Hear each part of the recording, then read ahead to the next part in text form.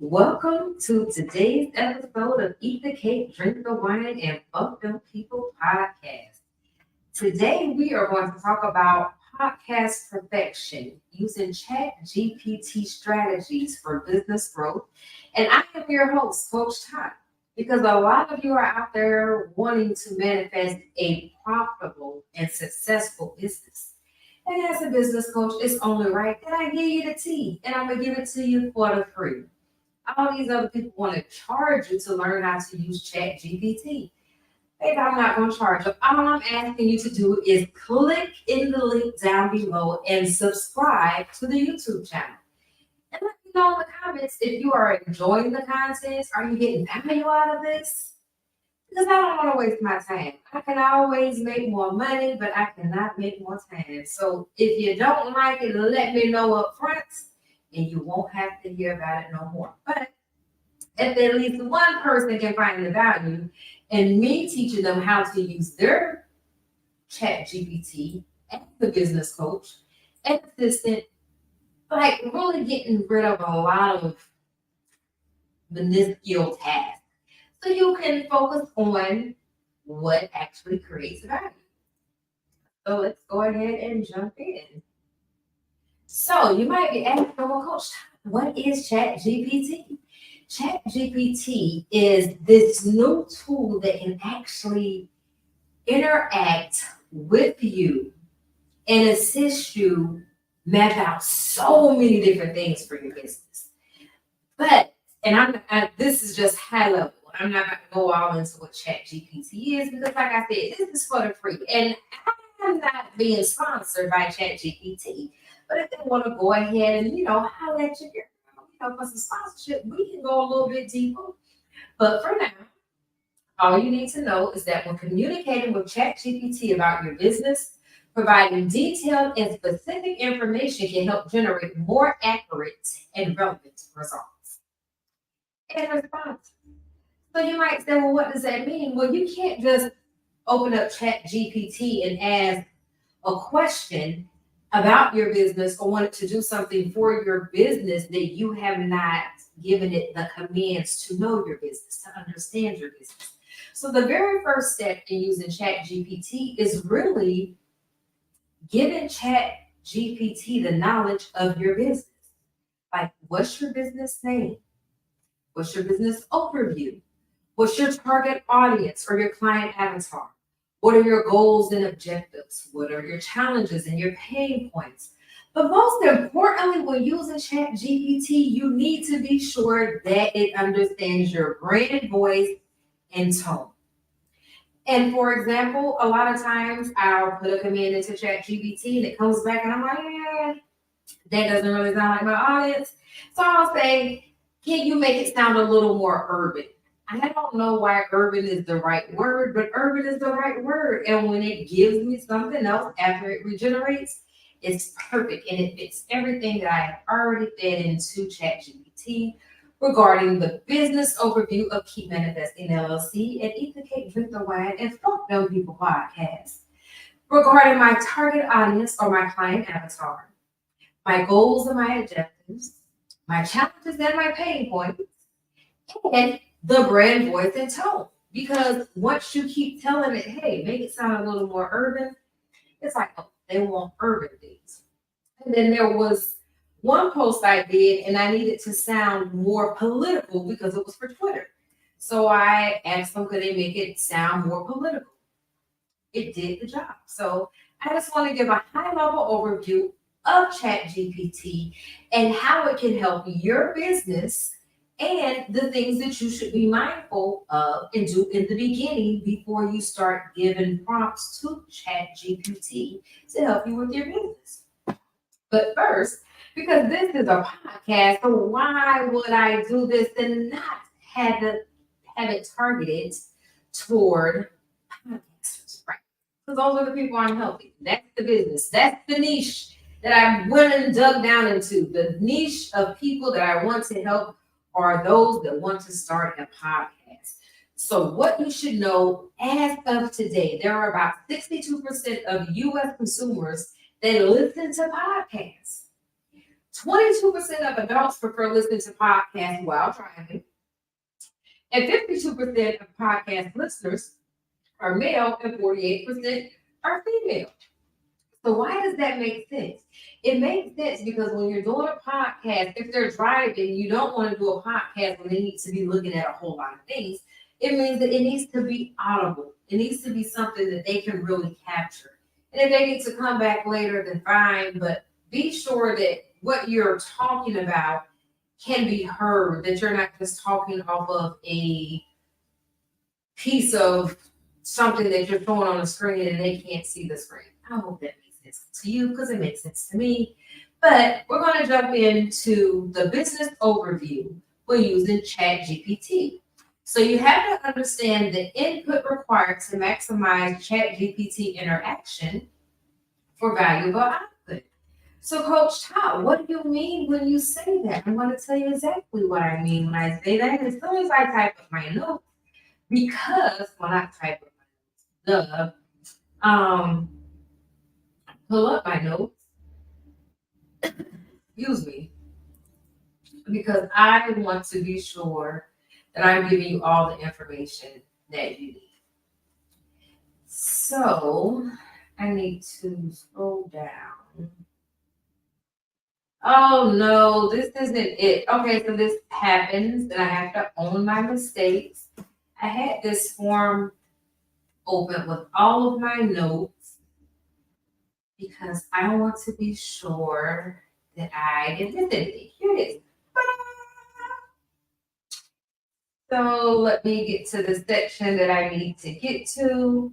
And this is only a learning lesson for me to be better prepared before I go live on TikTok and decide to do a training video that I'll be posting on my YouTube. Okay, lesson learned. So let's see, it should be toward the bottom. Here it is.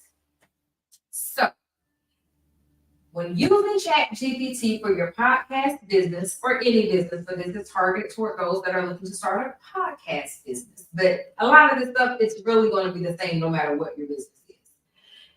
You want to provide specific and relevant information because it's essential for creating an accurate client avatar. Your client avatar is your target audience.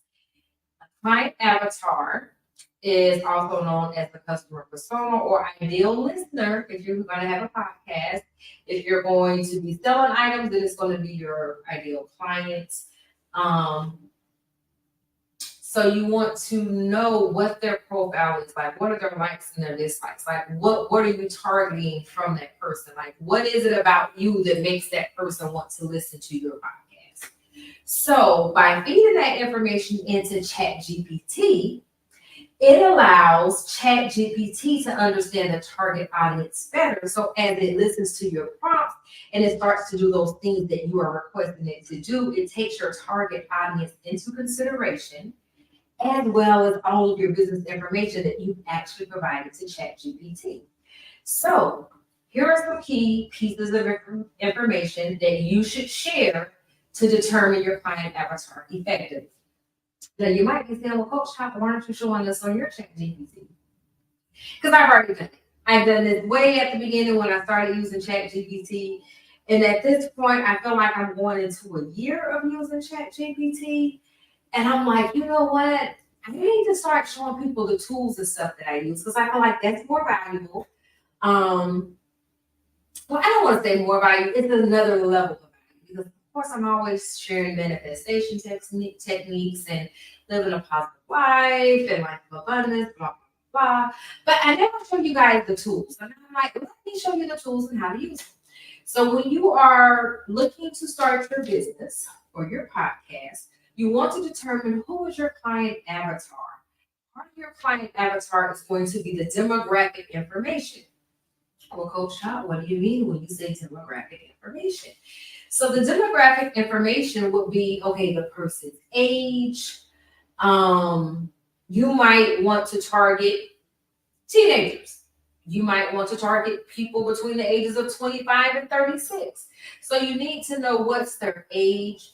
You want to know their gender. Are you targeting men and women or only women? Or is it only women between age of 45 and 62? Or is it men between the ages of 34 and 47? You have to know who is your target audience. So what you want to do is kind of think about your product or your brand, which is something else we're going to touch on. You want to think through that and say, okay, based on this product or service that I want to offer, who is the person that will benefit from it most, right? So this is when you're going to look at the demographic information. You want to look at the location. You want to provide information about the geographical location, such as the country, the city, or the region.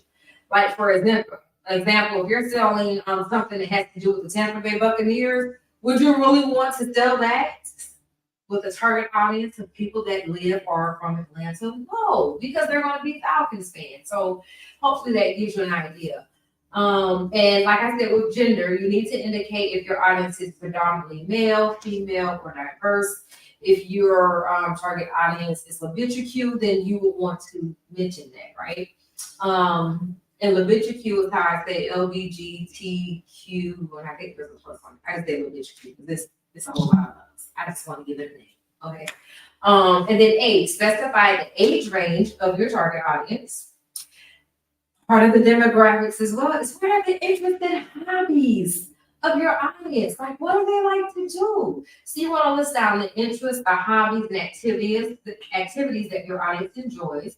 And you also want to identify specific niches within these interests that align with your podcast topics. Because again, we're kind of doing it on podcasts, but you can just put whatever your product or service is in place of podcast and follow these same steps. All right. So, to give you an example, when I say identify specific niches within these interests that align with your podcast topics or whatever service or product you're selling. Say, for instance, if you wanted to target men between the ages of 32 and 40 that are Republicans. Their niches that, hey, they're a Republican. So you're going to try to let ChatGPT know that. So when you're asking ChatGPT to help you with different items, so I'm going to go into the different items that ChatGPT can help you with, including doing copy, which is a lot of work. And it comes out like that with ChatGPT. It takes all of this into consideration, right? So you also want to know what is their occupation and education, because are you targeting people that only have master's degree, or are you okay with targeting people that are high school dropouts? So you need to know that where's your audience at as far as their occupation and their education. Are you targeting teachers, or are you targeting attorneys, or does it matter? Like if their occupation doesn't matter, then you don't make the occupation part of the client avatar.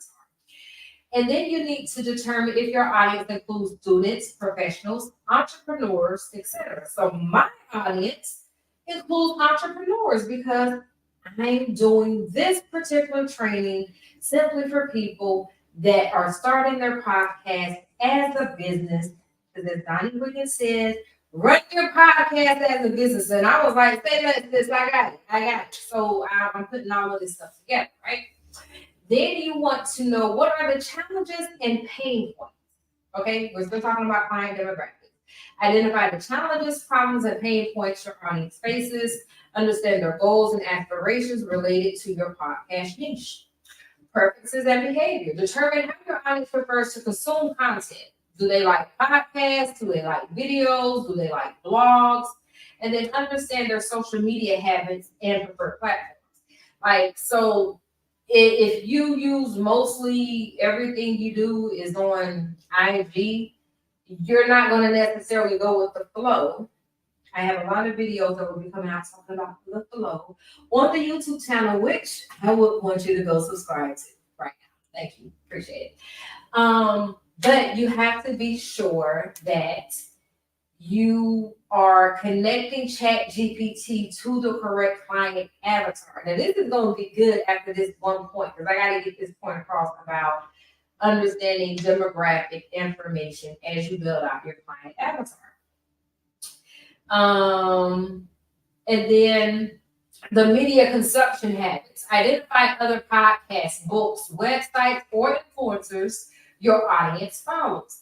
Determine the types of content they find valuable and engaging, and that's the type of content that you want to plug in to give them the energy, right? So,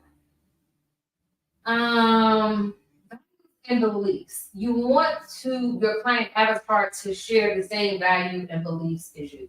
Like if you're heavily religious, you're not necessarily going to say, I want an atheist as part of my client avatar, even though atheism is a form of religion.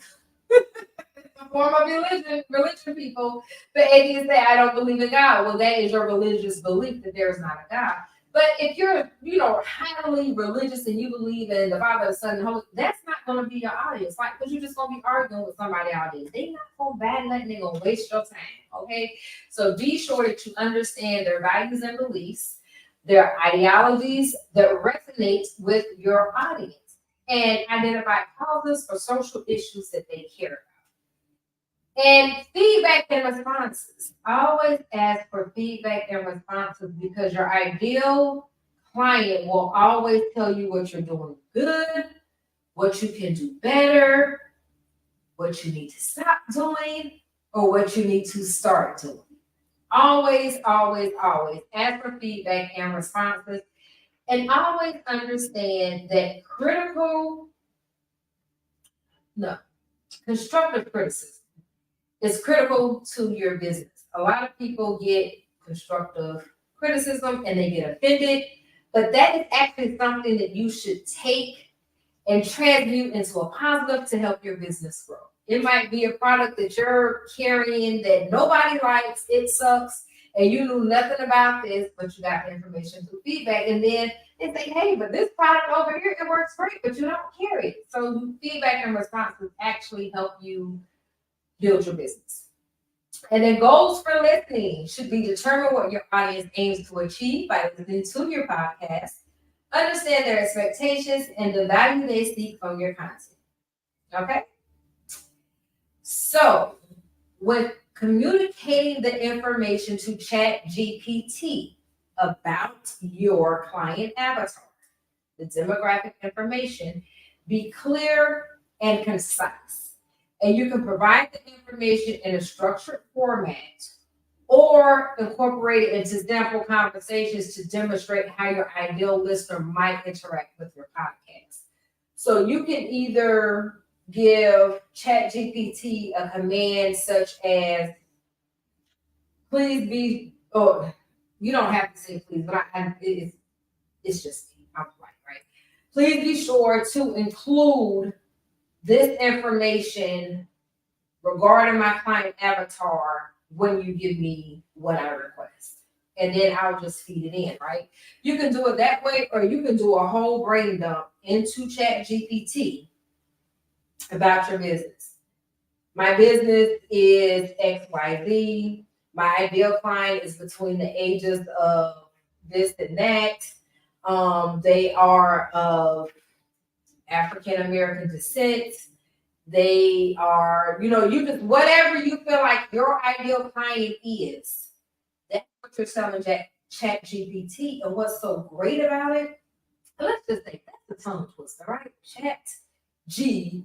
Ain't said that slow, but if you say it too fast, ChatGPT, I be tongue tied. But you can just do a whole brain dump into ChatGPT, and you do not have to type this. You can actually talk. You can talk into it. Just the same, right? So when I did, and just to share with you guys when I did mine, and this was probably, I was using ChatGPT for maybe 2.5 months before I realized I had to really connect it, right? I had to give the data input so it could give me the correct data output because it's still like a computer. I was like, oh, I never told ChatGPT what the name of my business was. I never told it what the client avatar is. I never said what we sell. I never gave it our mission, our vision. And I hadn't given any of that. So when I sat down and I fed all of this information into ChatGPT, it came back and said, thank you. That's very beneficial information, blah, blah, blah. Like it actually comes back and it like communicates with you. Like if you give it a request or a command and it can't do it, it'll say, I'm sorry, I'm unable, and it'll give you whatever, right? So it's really like communicating with you. So you're training it how to communicate with you and how to give you the information back. So we just went over the business overview when using ChatGPT, okay? And you have to be sure that you provide the information that ChatGPT needs to give you the correct information when you're using it as your business coach, as your assistant. You can use ChatGPT to help you write outlines, books. You can use ChatGPT to give you ideas to post social media content. You can use ChatGPT to give you ideas how to make money. Like, believe it or not, you can say, hey, this is my business, and what is the best way to create revenue in the business? And it's going to give you suggestions. Like, when I tell you ChatGPT is so freaking dope, it makes no sense. But we're going to take this little pause for me to do another plug about podcasts. Thank you for subscribing to Eat the Cake, Drink the Wine, and Fuck the People podcast. But I'm going to add to the statistics that I'm about to give to you because there are more than 460 million podcast listeners. And you would expect there are also millions of podcast listeners.